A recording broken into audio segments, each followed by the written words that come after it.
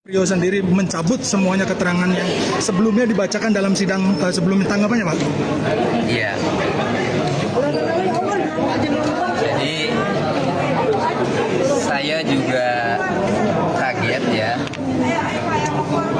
Sebelum saya masuk jadi kuasanya, saya mendatangi dulu Prio dan Ririn di lapas guna menanyakan apakah benar yang dibacakan di sidang pertama yang pada intinya pembunuh yang sebenarnya adalah Ahmad Yani, Hadi, Yoga, dan Joko ya. Kemudian kalau Ririn tidak terlibat. Saat saya datang ke sana, saya sebelum memutuskan untuk menjadi kuasanya, saya pastikan dulu. Karena kalau dia iya menjawab benar semua membunuh ya, saya juga nggak akan mau. Ngapain? Apa yang harus dibela? Kan gitu. Karena saat itu Prio nih ya, yang saya tanya Prio karena kalau Ririn itu tidak tahu pembunuhan saat itu. Prio mengatakan benar ya. Dan bahkan waktu itu saya ada saksinya ya, beberapa wartawan juga ya, ikut mengkonfirmasi ya, sifatnya mengkonfirmasi ya. Tetapi kepentingan saya adalah untuk memastikan ya. Dan benar kata Prio yang dibacakan di sidang pertama yang pembunuhnya ada 4 ya, pelaku yang sebenarnya ada 4, Ahmad Yani, Hadi, Yoga, Joko itu benar. Sehingga kemudian saya tanya mengenai kronologis ya. Dan setiap saya ke sana saya cicil keterangan dia ini, saya cicil sampai 35 lembar. 35 lembar ini 70 halaman ya, yang pada intinya Rio menerangkan seperti itu. Nah, adapun kemudian di sini dicabut tidak masalah. Kalau saya silakan mengungkap fakta-fakta yang sebenarnya saja, silakan. Kalau Ririn sejauh ini masih, pengakuan Ririn sejauh ini masih tetap, Bang. Ririn, tadi sikap Ririn atas keterangan Prio, dia menyatakan keberatan dan tidak benar keterangan Prio. Nah, lalu Ririn juga menyampaikan kepada saya tadi, kemarin Prio didatangi keluarga dan anggota polisi itu sampai 7 kali di Bon. Sampai 7 kali. Dan Prio setelah pulang tamunya di Bon, Prio bercerita kepada Ririn dijanjikan hukuman 1 tahun. Artinya si Prio ini ada di bawah tekanan. Ya, orang yang menemui itu, diantaranya ada oknum polisi itu yang sudah disebut oleh Prio, namanya kan Angga dari Polsek Sindang, tadi kan disebut kan. Ya, Artinya Prio ada di bawah Prio kan tetangganya. Nah, jadi saya tidak heran. Kemudian setelah pertama kali membuka sidang, Prio mencabut surat kuasa saya tidak heran.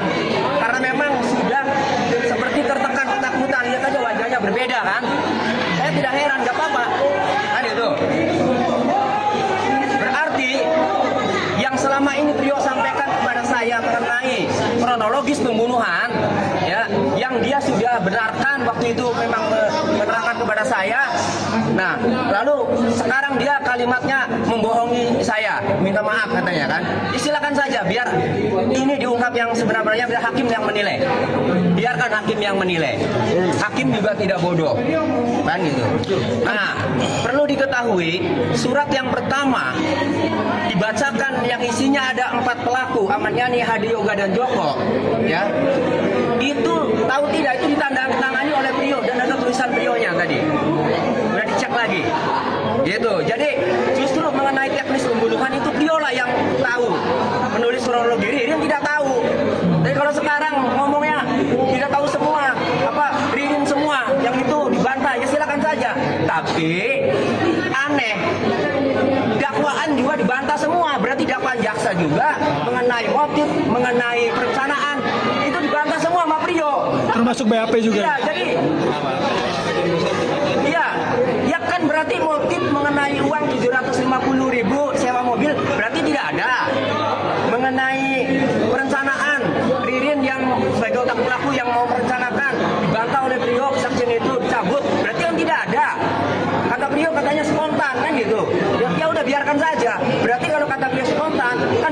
dilakukan pembunuhan berencana itu. Hilang pembunuhan berencananya gara-gara keterangan Priyo. Karena tidak ada perencanaannya. Kan itu yang terungkap. Biarlah hakim yang menilai. Kalau Saya percaya sama majelis hakim, ya, dengan fakta-fakta yang ada akan tahu siapa yang salah dan siapa yang benar. Saya percayakan kepada majelis hakim. kalau dalam sidang tadi Pak Todi sendiri melihat Priok tampak tertekan atau seperti apa saat diminta Ya, keterangan? saya melihat beliau tertekan.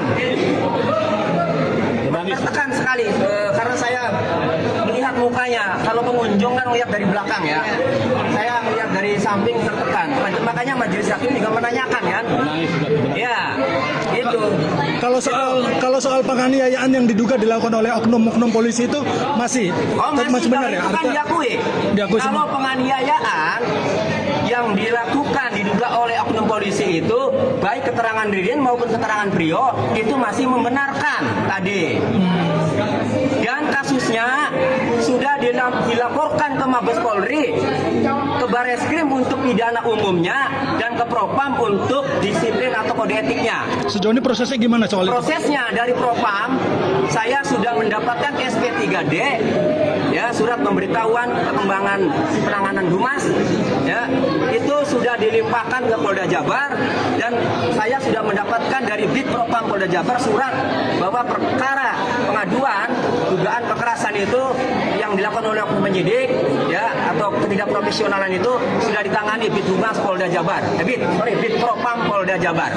Nah, untuk Bareskrim saya akan menanyakan apakah ditangani Bareskrim sendiri atau dilimpahkan ke Polda lagi. Nanti saya akan menanyakan progresnya. Berarti poinnya hari ini Pak Tony merasa dibohongi juga sama Priyo ini? Ya, kalau jawaban dia kan membohongi ya, membohongi saya, nggak ada masalah, ya, nggak ada masalah. Kalau saya ini pengacara, silakan yang dihukum kalian, mau bohong mau tidak yang dihukum kalian. Cuma kenapa saya memutuskan untuk membantu? Karena memang saya lama loh meriksa Priyo itu. Sampai 35 lembar 70 halaman ini memeriksa Priyo. Dan yang banyak Priyo karena yang mengeksekusi ya Priyo lah yang tahu. Iya, yang menceritakan eksekusi. Lalu sekarang tiba-tiba beda, yang tidak ada masalah.